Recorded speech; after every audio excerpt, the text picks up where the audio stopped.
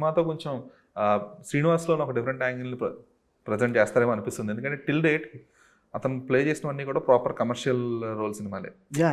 అంటే కొంచెం అల్ట్రా పాష్ ఆ సిటీ బేస్లో చేశాడు. ఆ రూటెడ్ విలేజ్లో తను ఏమీ చేయలేదు శ్రీనివాస్ గారు కూడా. అందువల్ల తనకే కొంచెం కొత్త కనిపించింది. తను ఫస్ట్ లుంగి కట్టుకున్నప్పుడు తనకే కొత్త కనిపించింది.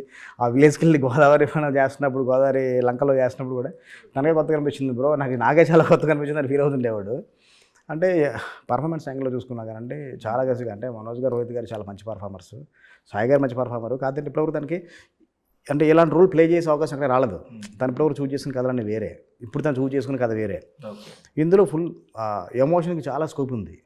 నెక్స్ట్ లెవెల్ చేశారంటే డెఫినెట్గా కళను నీళ్ళు పెట్టేస్తాడు ఇందులో. ఈ సినిమాలో మాత్రం డెఫినెట్గా సాయి గారిలో చాలా మంచి పర్ఫార్మెన్స్ చూడబోతున్నారు.